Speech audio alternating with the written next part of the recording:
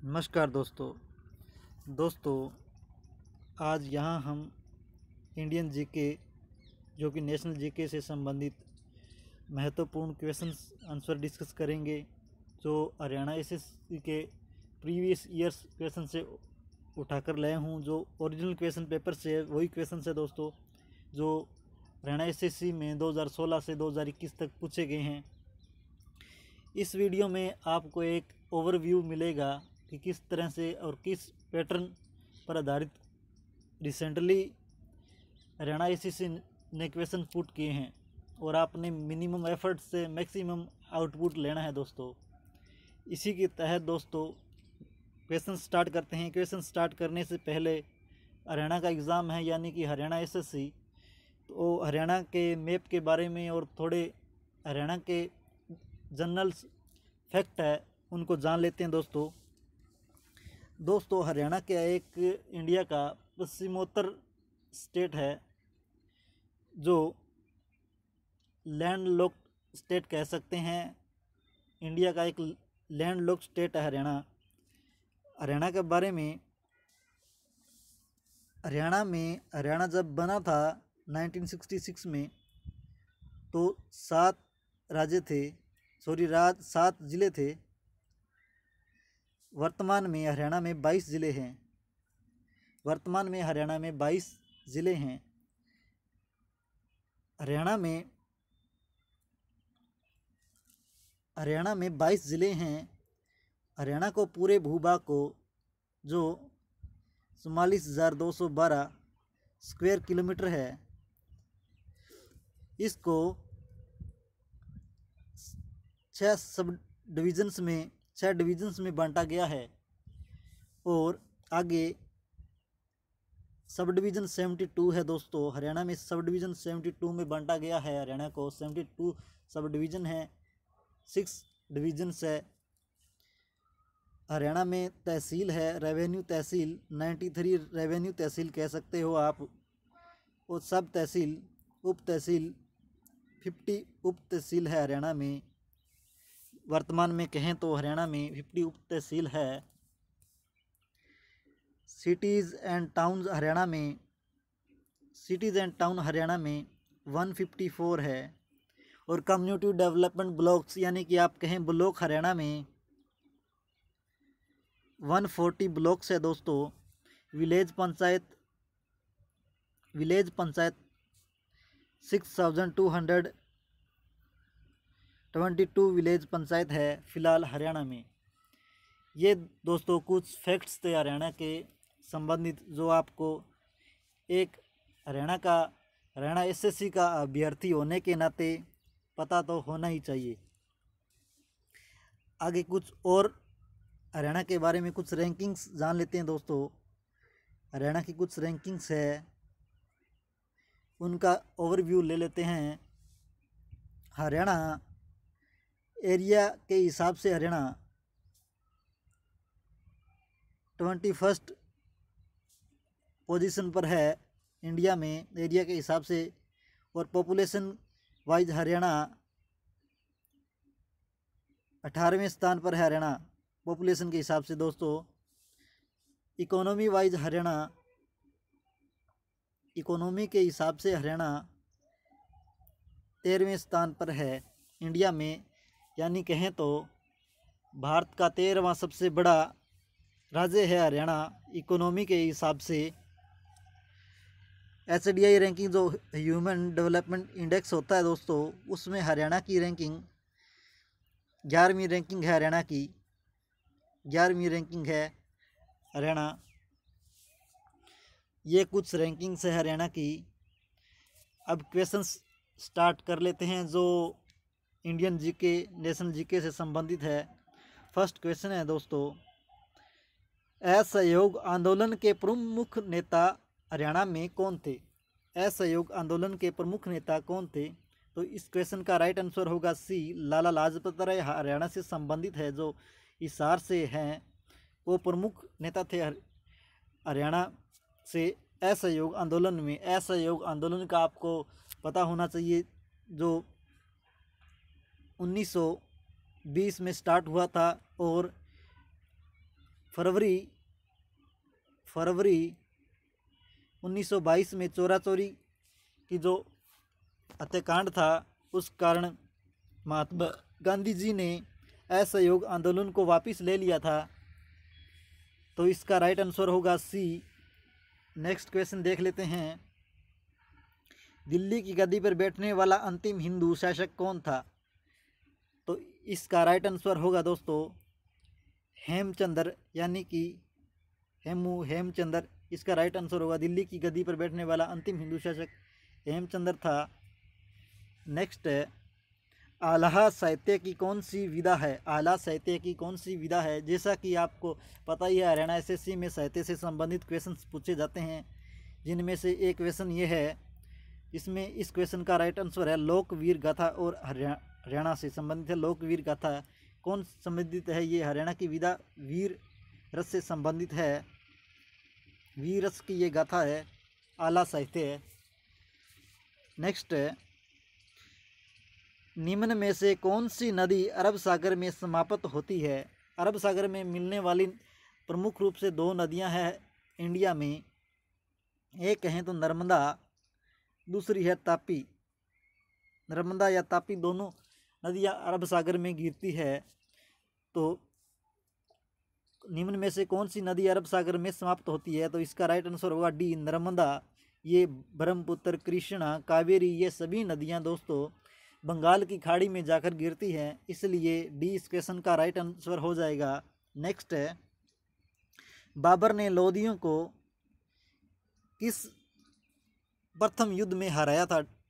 यानी कि खालिस्तान है, इसमें भरना है क्या आएगा? यानी कि पानीपत हरियाणा में बहुत ही फेमस ज़िला है, जिसमें युद्ध हुए हैं। इसमें पानीपत के 3 युद्ध है। ठीक है दोस्तों, उसमें पानीपत का प्रथम युद्ध दे रखा है, तो इसमें आएगा पानीपत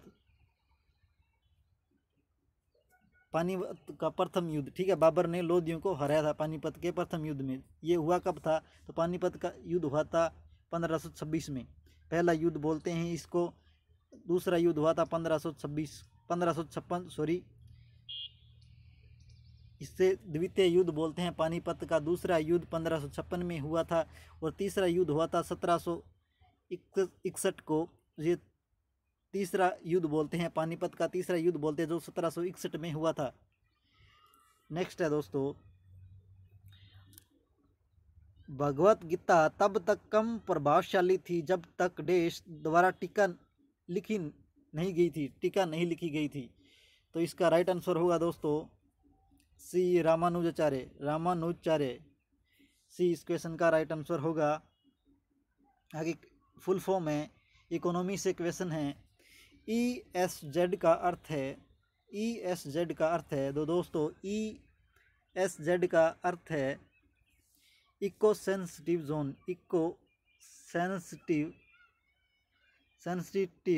जोन। इसका राइट आंसर होगा B, eco sensitive zone. Next है, चंद बरदाई ने देश शीर्षक वाली पुस्तक लिखी है। चंद्र बरदाई ने देश शीर्षक वाली पुस्तक लिखी है, तो इसका राइट आंसर होगा A, Prithviraj Raso. Prithviraj Raso is the right answer for this question, Prithviraj Raso.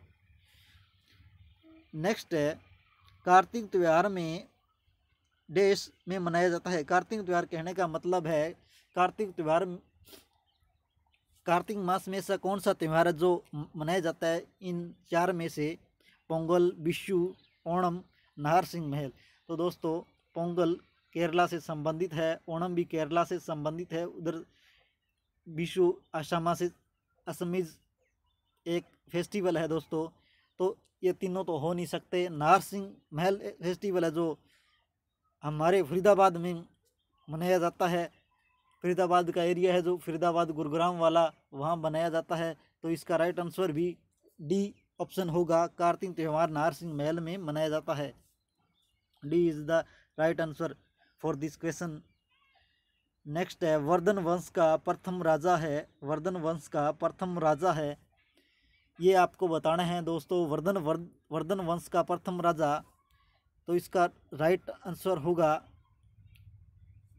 Vardhan वंश का प्रथम राजा, तो राइट आंसर होगा Prabhakar Vardhan. Prabhakar Vardhan is the right answer for this question.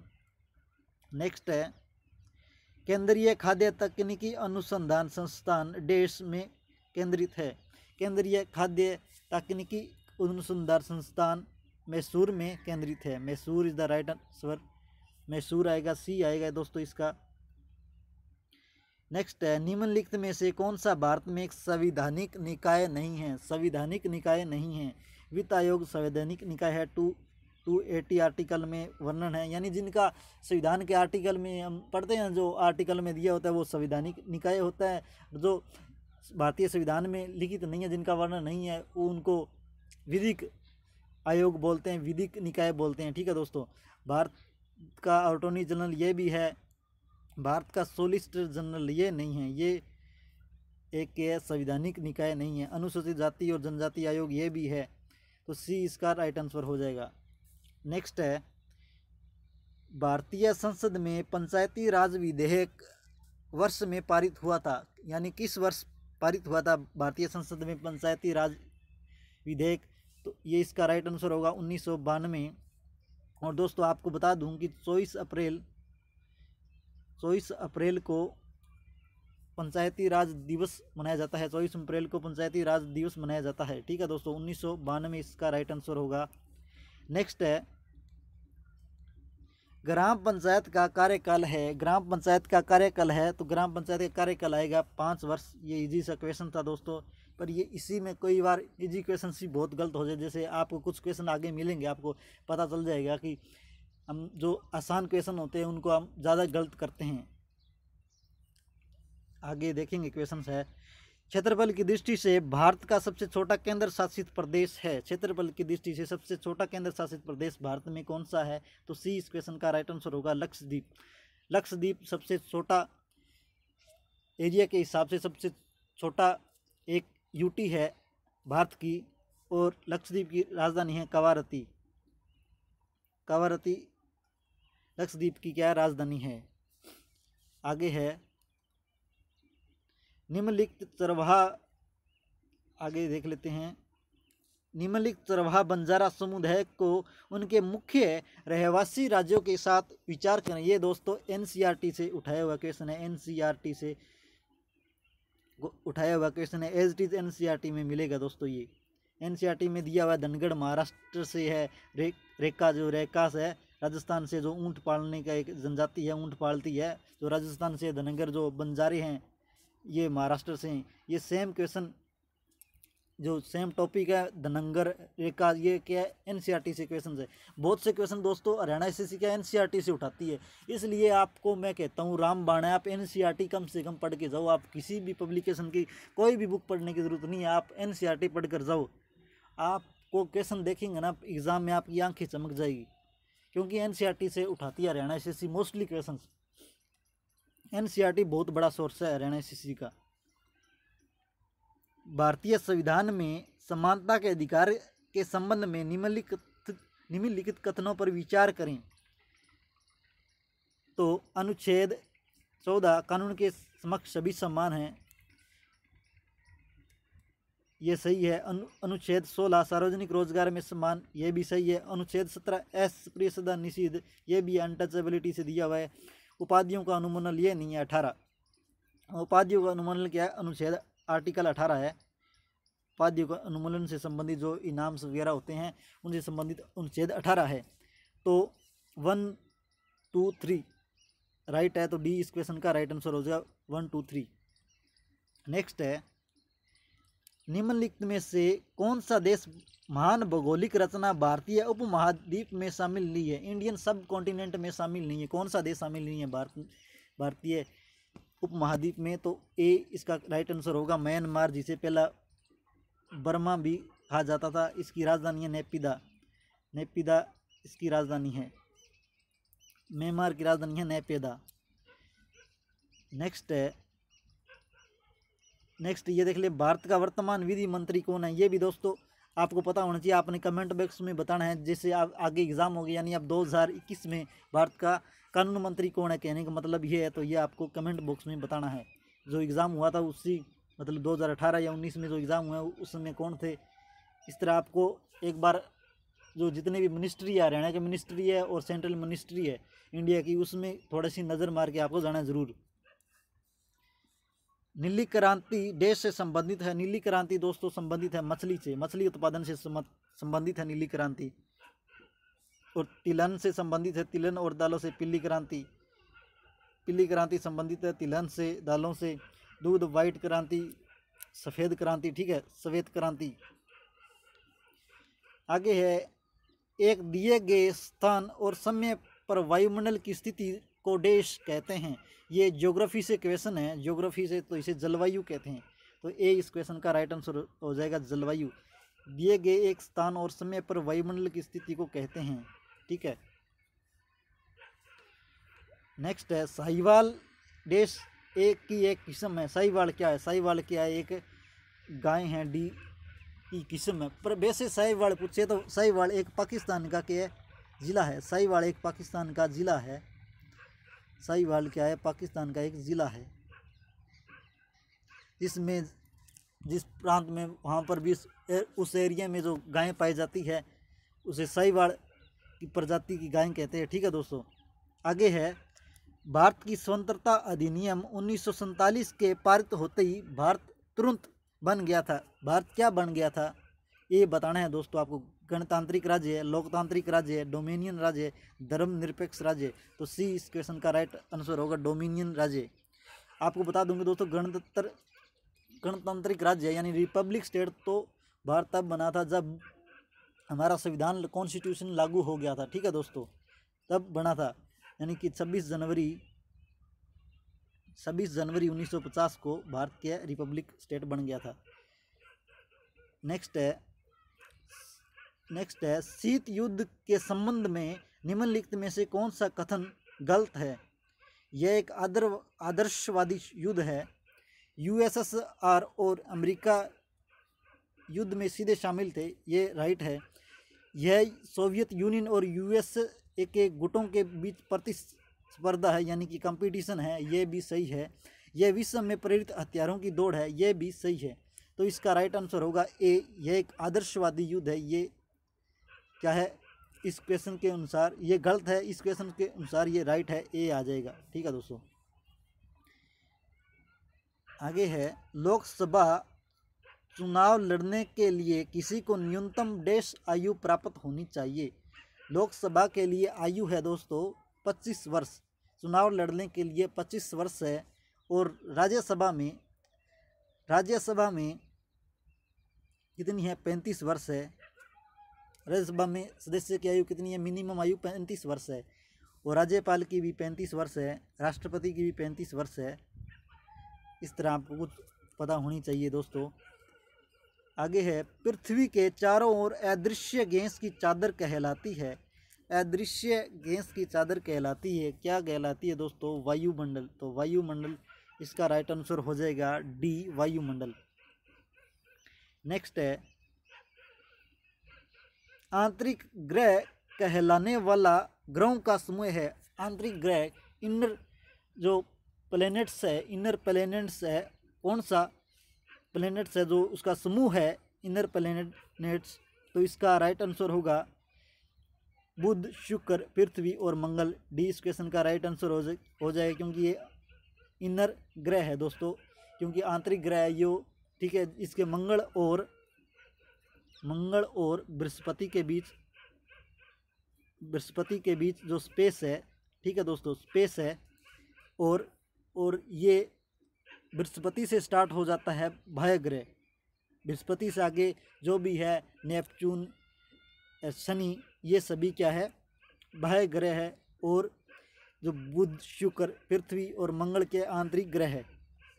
Next है, निम्नलिखित में से कौन सा सिंधु घाटी सभ्यता का एक प्राचीन पतन है, यानी कि पोर्ट है, एक प्राचीन पोर्ट है। तो इसका राइट आंसर होगा डी, लोथल।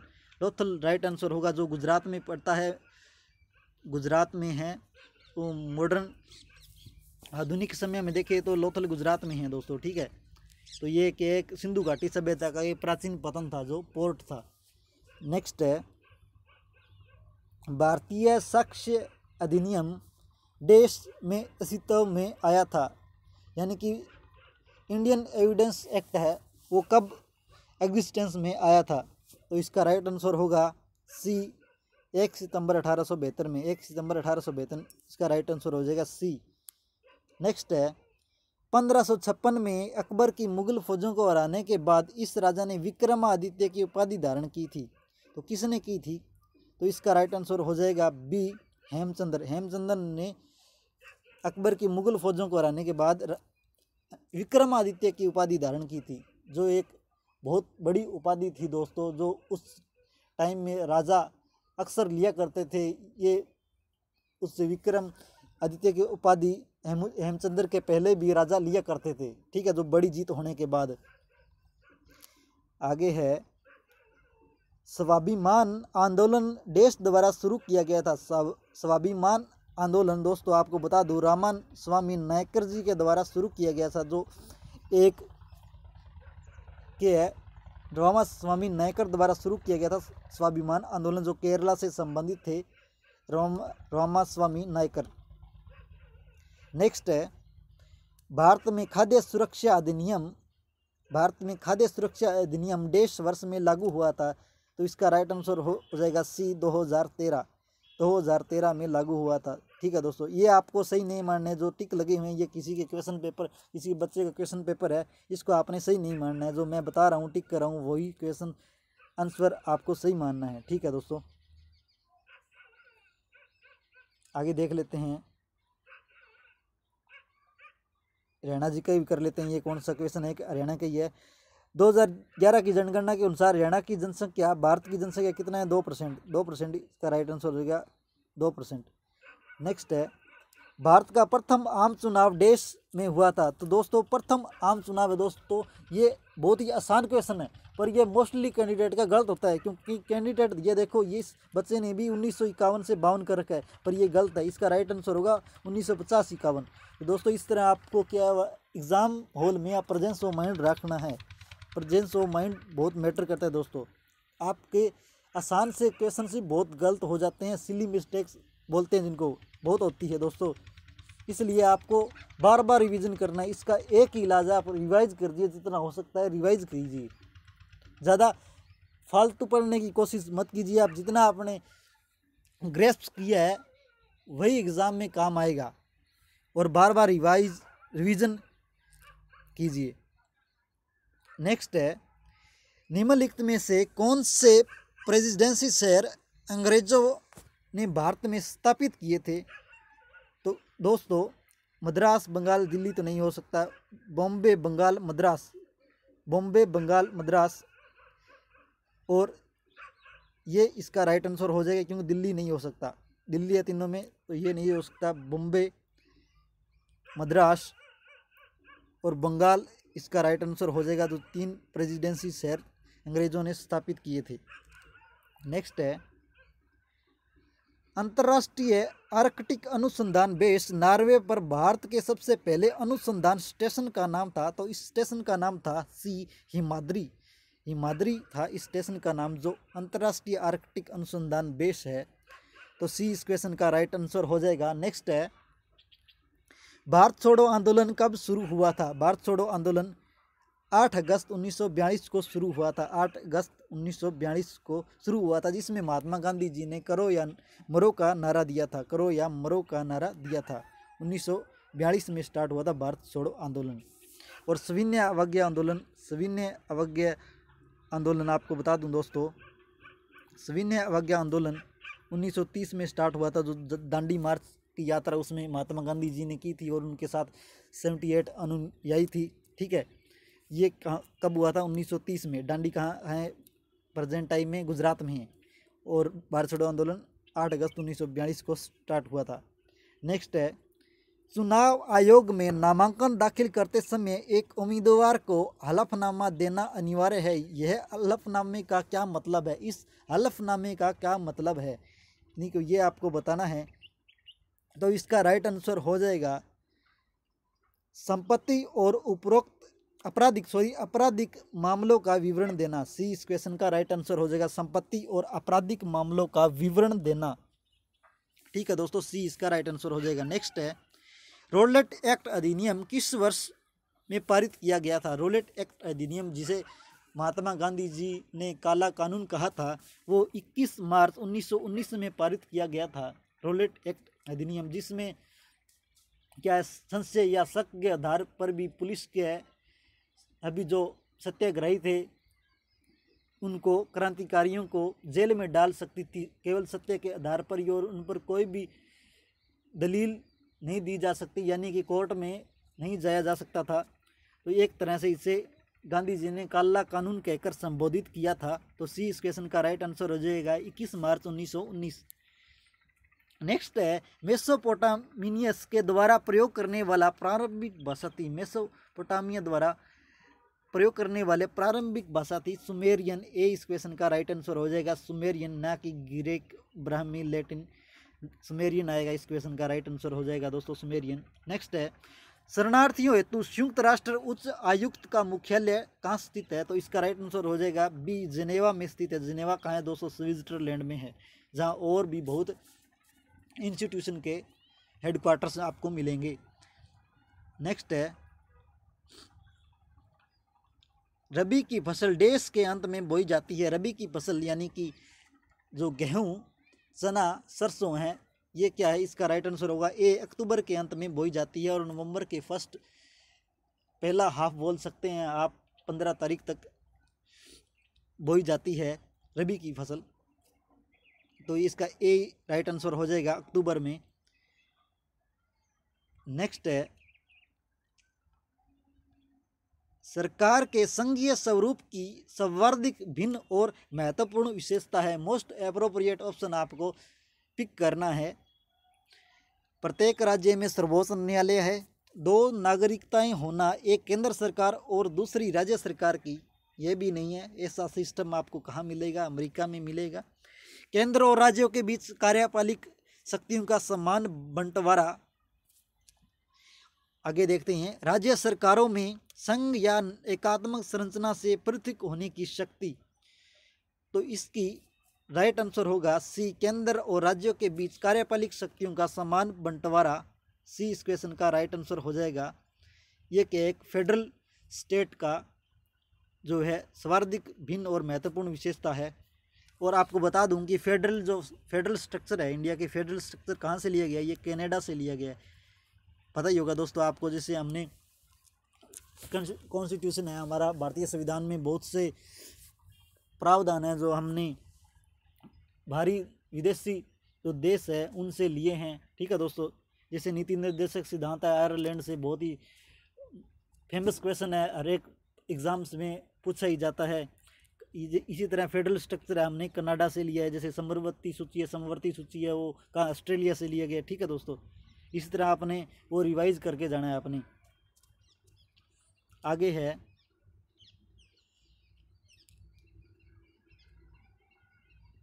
निम्नलिखित में से कौन सा असत्य है, यानी कौन सा कथन स्टेटमेंट है जो असत्य है?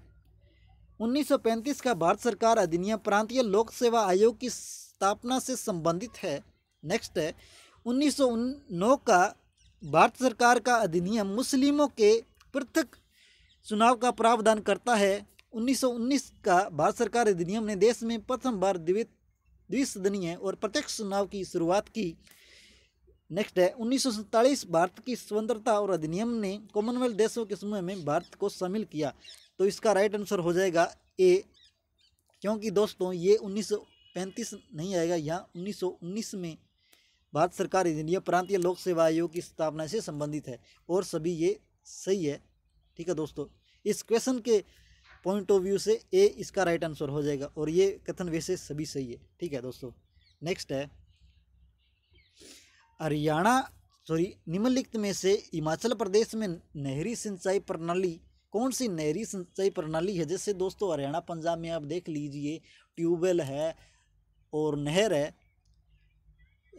जैसे आप बोल सकते हैं कई जगह कुएं भी है। तो इसी तरह हिमाचल प्रदेश में कौन सी सिंचाई प्रणाली है दोस्तों? हिमाचल प्रदेश में होगा ए, कूहल। ये भी एनसीईआरटी से पूछा गया क्वेश्चन है, एनसीईआरटी में ये दिया हुआ है दोस्तों कूहल के बारे में। हिमाचल प्रदेश जो विभिन्न भारत के स्टेट है उनकी बारे में दिया गया है, किस तरह की सिंचाई प्रणाली यूज करते हैं कौन सा स्टेट। ठीक है दोस्तों, आगे है संविधान का वह अनुच्छेद जो जम्मू और कश्मीर को विशेष राज्य का दर्जा देता है, जिसने जो 5 अगस्त 2019 को जम्मू कश्मीर का जो एक विशेष दर्जा था जिसे समाप्त कर दिया गया है दोस्तों। तो ये इस क्वेश्चन का राइट आंसर हो जाएगा। कौन सा आर्टिकल है?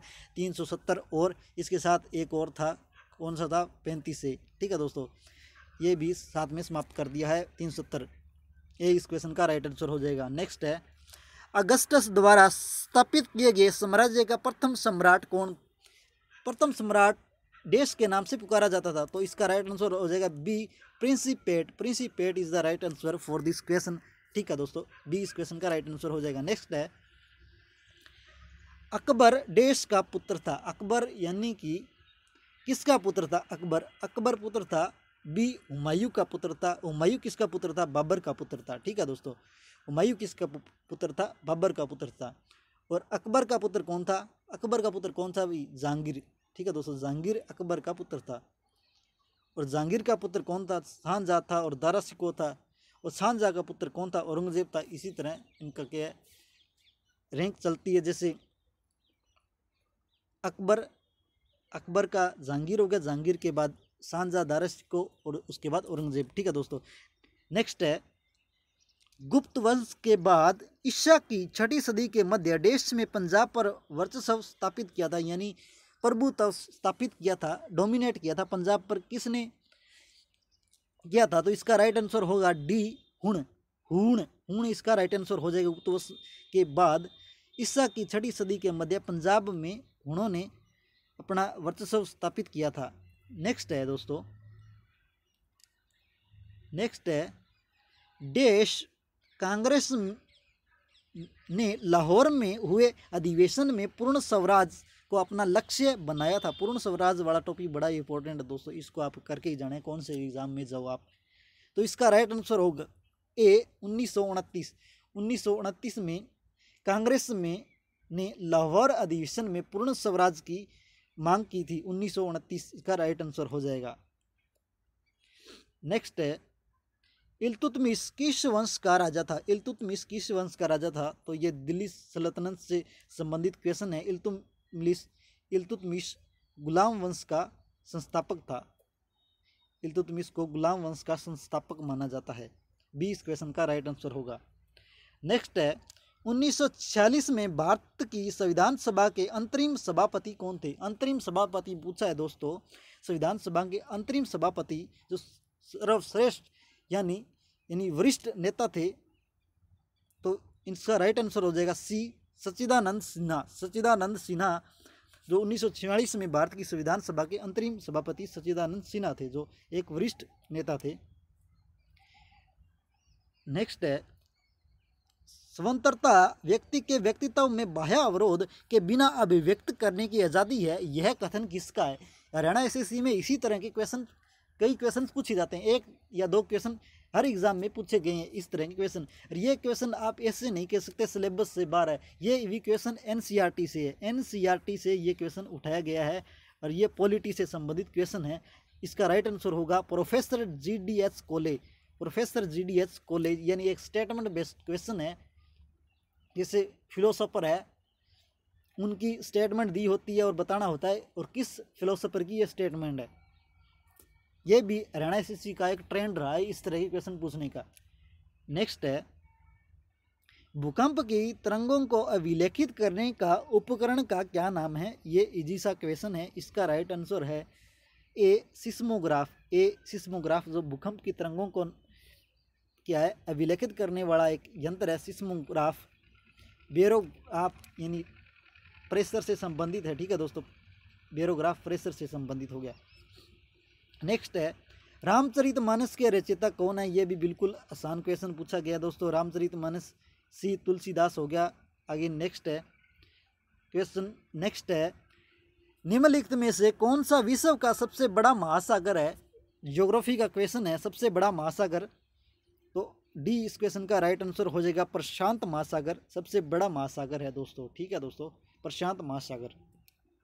नेक्स्ट है, शिवाजी के मंत्रिमंडल के अष्ट प्रधानों में वित्त मंत्री को क्या कहा जाता था? वित्त मंत्री को सी अमात्य कहा जाता था। अमात्य सी इसका राइट आंसर हो जाएगा, अमात्य। नेक्स्ट है, एक विधेयक धन विधेयक है या नहीं, यह निर्णय करने का अंतिम अधिकार किसके पास है? तो अंतिम अधिकार लोकसभा के स्पीकर के पास है। ये क्वेश्चन हर एग्जाम में पूछा गया, मोस्ट इंपोर्टेंट क्वेश्चन इसे कह सकते हैं आप। ये क्वेश्चन हर एग्जाम में पूछा जाता है, चाहे एसएससी में ले लो, बैंकिंग में ले लो, स्टेट पीसीएस में ले लो, ये क्वेश्चन पूछा ही जाता है। लोकसभा के स्पीकर के पास है। नेक्स्ट है, चीनी यात्री जुवेन जोंग ने थानेसर की यात्रा के शासनकाल के दौरान की थी। किसके शासनकाल के दौरान की थी? तो इसका राइट आंसर हो जाएगा बी, हर्षवर्धन के समय की थी। थानेसर आपको बता दूं कि दोस्तों कुरुक्षेत्र में थानेसर, वर्तमान में कुरुक्षेत्र में थानेसर पड़ता है, जो स्थानेश्वर है, आज के नाम स्थानेश्वर नाम है, स्थानेश्वर कहा जाता है थानेसर को। चीनी यात्री जुवेन जोंग ने की थी। कौन था? राजा हर्षवर्धन के समय की थी। नेक्स्ट है, राज्य जीवन की अनावर्त आवश्यकताओं में अस्तित्व में आता है और अच्छे जीवन के अस्तित्व में बना रहता है। तो यह कथन किसका है? मैंने आपको कहा है इस तरह के क्वेश्चन हरियाणा एसएससी पूछती है। तो इसका राइट आंसर होगा डी, प्लेटो। ठीक है, प्लेटो। नेक्स्ट है, श्रीलंका की विधिक राजधानी कौन सी है? नोगेगोड़ा, जापना, कैंडी, ये तो हो नहीं सकती, तो ए इसका राइट आंसर हो जाएगा। जयवर्धनेपुरा कोटे, जयवर्धनापुरा कोटे, ए इसका राइट आंसर हो जाएगा। विधिक राजधानी है ए, जयवर्धनापुरे कोटे। नेक्स्ट है दोस्तों, देयशाला प्रणाली जो अकबर से संबंधित है नामक राजस्व एकत्रण और कृषि कर की नई प्रणाली हरियाणा में किसने शुरू की थी? तो इसका राइट आंसर होगा ए, राजा टोडरमल ने, राजा टोडरमल ने। ठीक है दोस्तों। नेक्स्ट है, हरियाणा राज्य प्रतिवर्ष 23 सितंबर को शहीदी दिवस किसकी स्मृति में मनाता है? किसकी स्मृति में मनाता है? तो इसका राइट आंसर हो जाएगा डी, दोस्तों, राव तुलाराम। दोस्तों वीडियो बहुत बड़ा हो जाएगा, इसीलिए मैंने एक वीडियो और बनाएंगे जो इंडियन जीके से संबंधित होंगे, नेशनल जीके से संबंधित होंगे, हरियाणा एसएससी से संबंधित जितने भी क्वेश्चन हैं उनमें पूछे जाएंगे आपको। आपने मिनिमम एफर्ट से मैक्सिमम आउटपुट लेना है दोस्तों। इसी तरह आप हमारे साथ जुड़े रहिए, आपको अगला वीडियो भी जस्ट मिल जाएगा। वीडियो बड़ा है इसलिए दोस्तों थोड़ा जल्दी करते हैं।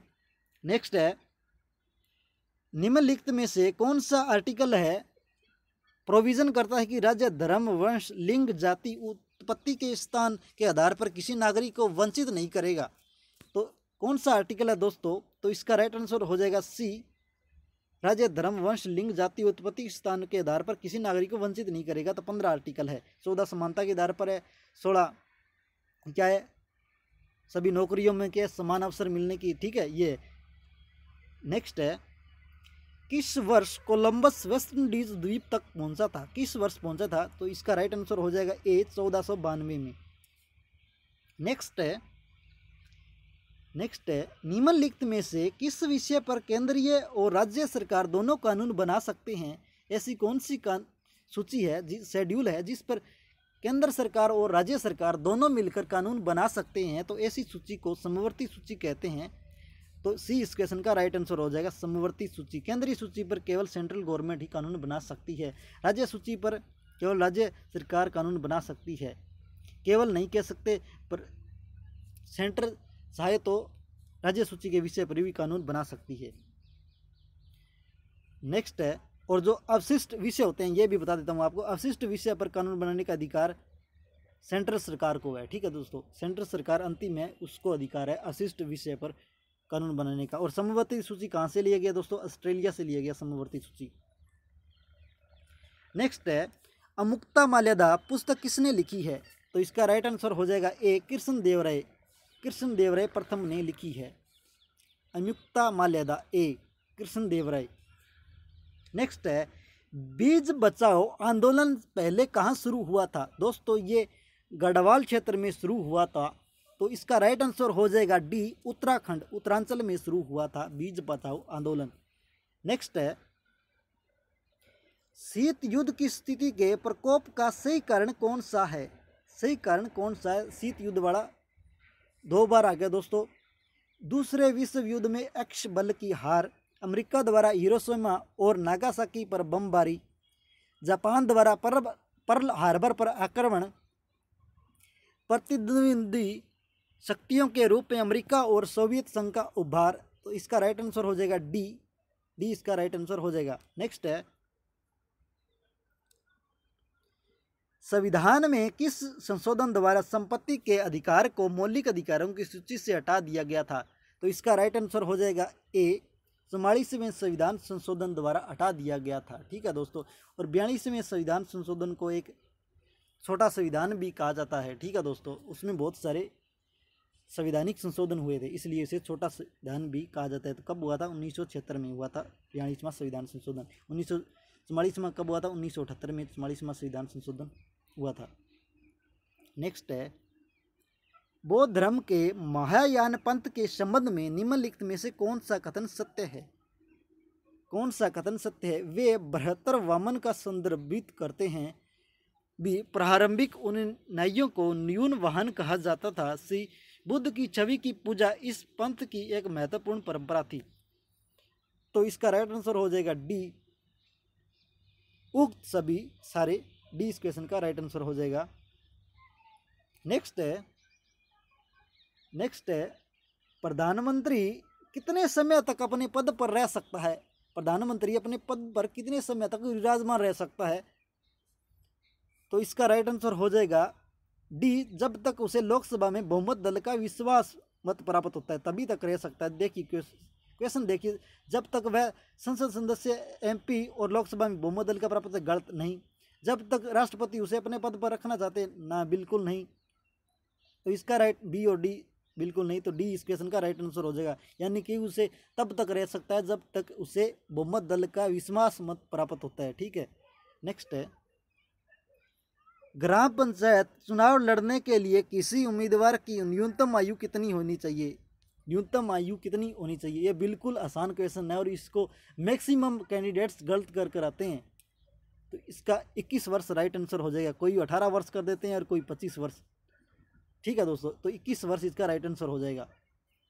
नेक्स्ट है, प्रकृति अनुसार मनुष्य एक सामाजिक प्राणी है, यह किसने कहा था? ये देखिए दोस्तों, स्टेटमेंट बेस्ड बहुत क्वेश्चन पूछती है हरियाणा एसएससी, आपने नोट कर लिया होगा। ये भी क्वेश्चन एनसीईआरटी से उठा है।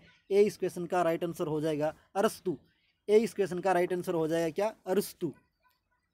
नेक्स्ट है, गौतम बुद्ध की माता का क्या नाम था? ये राइट आंसर हो जाएगा बी, महामाया। महामाया, ये कमांडो से पूछा गया रिसेंटली जो एग्जाम हुआ है, कमांडो का क्वेश्चन है ये। गौतम बुद्ध की माता का क्या नाम था? महामाया। नेक्स्ट है, भारत में प्रथम यात्री रेलगाड़ी किस गवर्नर जनरल के काल में शुरू की गई थी? यात्री रेलगाड़ी किस गवर्नर जनरल के काल में शुरू की गई थी? तो किस गवर्नर जनरल के काल में शुरू की गई थी यात्री गाड़ी? तो इसका राइट आंसर हो जाएगा सी, लॉर्ड डलहौजी। लॉर्ड डलहौजी के समय में यात्री रेलगाड़ी शुरू की गई थी। ठीक है दोस्तों, सी इस क्वेश्चन का राइट आंसर हो जाएगा, लॉर्ड डलहौजी। भारतीय मानक समय IST एवं ग्रीनविच माध्य समय के मध्य अंतर है। कितना अंतर है? बेसिकली ये कह रहा है यानी कि जो इंडियन स्टैंडर्ड टाइम है और ग्रीनविच का जो टाइम है उसके बीच अंतर कितना है? तो उसका बीच अंतर है 5.5 घंटों का। बेसिक सा क्वेश्चन है, 5.5 घंटों का। ठीक है दोस्तों, और भारत की मानक रेखा कहाँ से गुजरती है? 82.5 डिग्री है। कहाँ से गुजरती है? उत्तर प्रदेश के मिर्ज़ापुर से गुजरती है। ठीक है दोस्तों।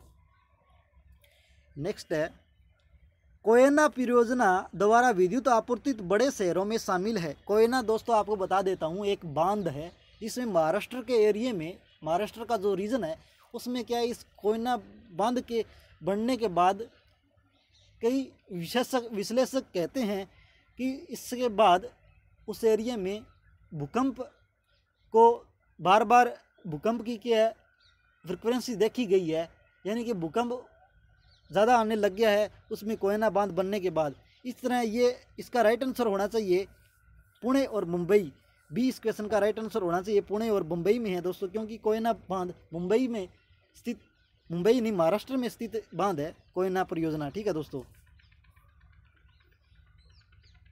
भारत में ट्रेजरी बिल और दिनांकित प्रतिभूतियां जारी की जाती है, किसके द्वारा जारी की जाती है? तो इसका राइट आंसर होगा दोस्तों सी, केंद्र सरकार द्वारा जारी की जाती है भारत में ट्रेजरी बिल और दिनांकित प्रतिभूतियाँ। ठीक है दोस्तों, सी इस क्वेश्चन का राइट आंसर होगा। आपको आरबीआई टिक नहीं करना, बिल्कुल नहीं, केंद्र सरकार द्वारा।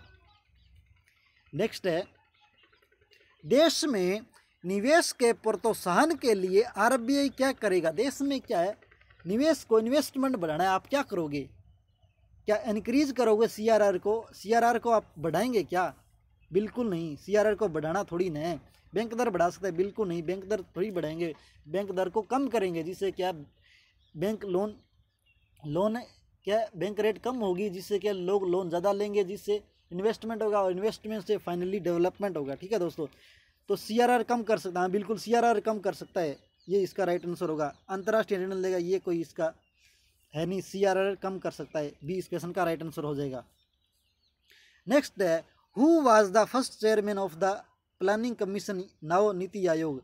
योजना आयोग के प्रथम अध्यक्ष कौन थे दोस्तों। योजना आयोग के प्रथम अध्यक्ष ए पंडित जवाहरलाल नेहरू थे। पंडित जवाहरलाल नेहरू थे। जब अब इसे बोला जाता है नीति आयोग जो पहले प्लानिंग कमीशन था दोस्तों, योजना आयोग था, अब इसे नीति आयोग बोला जाता है। तो इसके अध्यक्ष भी प्रधानमंत्री होते हैं दोस्तों। ठीक है, यानी कि प्रेजेंट में अध्यक्ष श्री नरेंद्र मोदी जी है और योजना आयोग के पहले अध्यक्ष पंडित जवाहरलाल नेहरू जी थे। ठीक है दोस्तों, नेक्स्ट है, सूचना प्रौद्योगिकी अधिनियम 2000 की कौन सी धारा कंप्यूटर सिस्टम की हैकिंग से संबंधित है। तो इसका राइट आंसर हो जाएगा ए, धारा 66। नेक्स्ट है, निम्नलिखित में से कौन से उत्पादन के साधन माने जाते हैं। कौन से साधन माने जाते हैं दोस्तों। मशीनरी, उपभोक्ता वस्तुएं, भू प्राकृतिक देन, श्रमिक, जोखिम, वायु, उद्योगपति। तो दोस्तों इसका राइट आंसर हो जाएगा ए, ये सभी होने चाहिए, ए इस क्वेश्चन का राइट आंसर हो जाएगा। नेक्स्ट है, आइलैंड ऑफ क्रेट, क्रेट का टापू है जो हाल ही में समाचारों में था, किस देश में स्थित है। तो इसका राइट आंसर हो जाएगा सी, ग्रीस। हालांकि सभी कमांडो वाले बच्चे सभी फ्रांस करके आए थे, जो गलत था, ग्रीस में है। नेक्स्ट है, जलवायु परिवर्तन पर क्योटो प्रोटोकॉल का मुख्य उद्देश्य क्या है। क्योटो प्रोटोकॉल का मुख्य उद्देश्य क्या है, ए इस क्वेश्चन का राइट आंसर हो जाएगा औद्योगिकृत देशों को हरित गृह गैसों के उत्सर्जन घटाने के लिए बाध्य करना। एक इस क्वेश्चन का राइट आंसर हो जाएगा क्योटो प्रोटोकॉल का उद्देश्य। नेक्स्ट है, संसद द्वारा कीटनाशी अधिनियम किस वर्ष पारित किया गया था। इस क्वेश्चन का आंसर आपने कमेंट बॉक्स में देना है दोस्तों। इस क्वेश्चन का आंसर आपने कमेंट बॉक्स में राइट डाउन करना है। नेक्स्ट है, खोड़िया किस अवसर का मनोरंजक कार्यक्रम है। खोड़िया यानी किस टाइम किया जाता है। खोड़िया किया जाता है लड़के की शादी के अवसर पर, लड़के की शादी के अवसर पर। इसी तरह का एक और है कार्यक्रम खेड़ा, सिमिलर है खेड़ा और खोड़िया। खेड़ा किया जाता है वृद्ध की मृत्यु पर। ठीक है दोस्तों, खोड़िया किया जाता है लड़के की शादी के अवसर पर। नेक्स्ट है, वर्तमान में यूएनओ का महासचिव कौन है। यूएनओ के सेक्रेटरी जनरल कौन है भाई। वर्तमान में एंटोनियो गुतेरेस, जो पुर्तगाल से संबंधित है, पुर्तगाल को बिलोंग करते हैं एंटोनियो गुतेरेस। नेक्स्ट है, कवि पुष्पदंत की रचनाएं किस पंथ से संबंधित है। कवि पुष्पदंत की रचनाएं किस पंथ से संबंधित है। इसका राइट आंसर हो जाएगा बी, जैन संप्रदाय से संबंधित है कवि पुष्पदंत की रचनाएं। नेक्स्ट है, ये युग्मों को मिलाइए, ये दे रखा है, युग्मों को मिलाइए। इसका जैव मंडल है जीवों और उनकी चारों ओर के बीच के संबंध। और वायुमंडल क्या होगा दोस्तों। वायुमंडल क्या होगा, हमारे चारों ओर का संकरा क्षेत्र जहां भूमि, जल और वायु अनोक्रिय करते हैं। क्या है दोस्तों, ये है पर्यावरण। ठीक है दोस्तों, इसका जैव मंडल पृथ्वी को आवरित करने वाला वायु का आवरण। पृथ्वी को आवरित करने वाला वायु का आवरण क्या है, पर्यावरण। फोर का क्या दे रखा है, फोर का चारों ओर, हमारे चारों ओर ये आना चाहिए। फोर का क्या हो जाएगा, फोर हो जाएगा। फर्स्ट का क्या दे रखा है, फर्स्ट का 6 हो जाएगा। इसमें गलत दे रखा है दोस्तों, ये क्वेश्चन गलत दे रखा है दोस्तों, इसको बाद में देखेंगे। नेक्स्ट आगे आगे दिया हुआ है, ये भी दोस्तों एनसीईआरटी का क्वेश्चन है, एनसीईआरटी का क्वेश्चन है, एनसीईआरटी क्वेश्चन है, ये एनसीईआरटी में मिलेगा आपको, यानी कि आपने एनसीईआरटी को ध्यान से पढ़ना है। बुग्याल हिमालय में पाई जाने वाली एक अद्भुत प्रकार की वनस्पति है। बुग्याल कहाँ पाई जाती है? हिमालय क्षेत्र में ग्रीष्म घास के मैदान, सिक्किम हिमालय में ग्रीष्म के मैदान, अरुणाचल हिमालय में ग्रीष्म घास के मैदान, पूर्वी पहाड़ियों में ग्रीष्म घास के मैदान। तो इसका राइट आंसर हो जाएगा ए, हिमालय क्षेत्र में गढ़वाल का जो क्षेत्र है उसमें पाई जाती है ग्रीष्म घास का मैदान। ठीक है दोस्तों, ये क्या है, जो बर्फ़ है और जहाँ से बर्फ़ ख़त्म होती है उसके तुरंत बाद हिमालय क्षेत्र में जो क्षेत्र है, रीजन है, उसमें जो घास के मैदान है उन्हें बुग्याल बोला जाता है। ग्रीष्म घास के मैदान को बुग्याल बोला जाता है। ठीक है दोस्तों, नेक्स्ट है पृथ्वीराज राशो डैश द्वारा लिखा गया है। पृथ्वीराज राशो किसके द्वारा लिखा गया है? तो इसका राइट आंसर हो जाएगा बी, चंद्रबरदाई, चंद्रबरदाई द्वारा लिखा गया है। बी इस क्वेश्चन का राइट आंसर हो जाएगा। नेक्स्ट है ब्रिटिश इतिहासकारों में से किसने भारतीय इतिहास को 3 भाग हिंदू, मुस्लिम और ब्रिटिश में विभाजित किया था? यह भी एनसीईआरटी से सीधा उठाया हुआ क्वेश्चन है। एनसीईआरटी में यह आपको ज़रूर मिलेगा, एनसीईआरटी में। ठीक है दोस्तों, एनसीईआरटी में ज़रूर मिलेगा आपको, ये एनसीईआरटी से क्वेश्चन उठाया गया। इसका राइट आंसर होगा ए, जेम्स मिल, ए जेम्स मिल। नेक्स्ट है सांबर झील लवणीय झील है, चिल्का झील मीठे पानी की झील है। भाई चिल्का मीठे बोल रहे हैं, पहले इसको मारो क्रॉस। ठीक है दोस्तों, चिल्का झील के मीठे पानी की झील नहीं है, खारे पानी की झील है। वेबना झील पस झील है। देखते हैं दोस्तों, 2 आप एलिमिनेशन मेथड से कर सकते हैं, 2 को आप कर दीजिए, 2 इसमें ये नहीं होगा, ये तो होना ही नहीं है, केवल 3 नहीं होगा, 1 और 3 होगा। बी इस क्वेश्चन का राइट आंसर हो जाएगा। ठीक है दोस्तों, सांबर झील लवणीय झील है, वेबना झील पस जल की झील है। नेक्स्ट है यह किसी पर्सनैलिटी के बारे में दिया गया है। देखते हैं, स्टेटमेंट दी हुई है। इस तरह के क्वेश्चन यूपीएससी में पूछे जाते हैं। ठीक है दोस्तों, आप देख सकते हैं हरियाणा एसएससी का लेवल क्या है। उसने 50 वर्षों की कैद की सज़ा दी गई और अंडमान में बहुत वर्ष रहे। उन्होंने इंग्लैंड में पढ़ाई की और लाला हरदयाल, मदन लाल ढींगरा, मैडम कामा आदि के साथ क्रांतिकारी गतिविधियां की। उन्होंने एक संगठन बनाया जिसे अभिनव समाज का, अभिनव भारत समाज का। यहाँ से आपको बहुत बड़ा हिंट मिल गया, कौन होगा? वीडी सावरकर। बी इसका राइट आंसर हो जाएगा, वीडी सावरकर, वीडी सावरकर। इससे आपको एक तरह का मोरल है, यानी कि आपने जो भी क्रांतिकारी है उनके बारे में थोड़ा अपने जीवन परिचय आपने देख लेना है, एक तरह से पढ़ते ही रहना है। ठीक है, जीवन परिचय। नेक्स्ट है खोड़िया, ये हो गया, ये भी हो गया, कर लिया दोस्तों। इस तरह ये था वीडियो हरियाणा एसएससी का जो भी एग्ज़ाम होगा उसमें आगे, क्योंकि दोस्तों आपको मैंने वीडियो में बताया कितने क्वेश्चंस रिपीट हुए हैं, रिपीटेशन बहुत हुआ है इन क्वेश्चंस में। जो क्वेश्चंस 2016-17 में पूछे गए हैं वही क्वेश्चन 18, 19 और 20 में भी पूछे गए हैं। इस तरह से आपको इन क्वेश्चंस के आधार पर ही आपने आपकी तैयारी को अमली जामा देना है दोस्तों। वीडियो थोड़ी सी बड़ी हो गई पर कोई बात नहीं, आपको समझ में आना चाहिए, आपको मिनिमम एफर्ट होना चाहिए, आपकी मैक्सिमम आउटपुट मिलना चाहिए दोस्तों। मेन मोटो ये है। आपको वीडियो अच्छी लगी हो तो दोस्तों लाइक कीजिए, चैनल को सब्सक्राइब कीजिए और अपने जो भी सुझाव है सजेशन ज़रूर दीजिए दोस्तों। आपकी सजेशन को तवज्जो दी जाएगी और ज़्यादा इम्प्रूव करने की कोशिश की जाएगी। और वीडियो को शेयर ज़रूर कीजिए दोस्तों, ज़्यादा से ज़्यादा कैंडिडेट्स को इसका बेनिफिट मिल सके, हमारा यही मोटो है। धन्यवाद दोस्तों।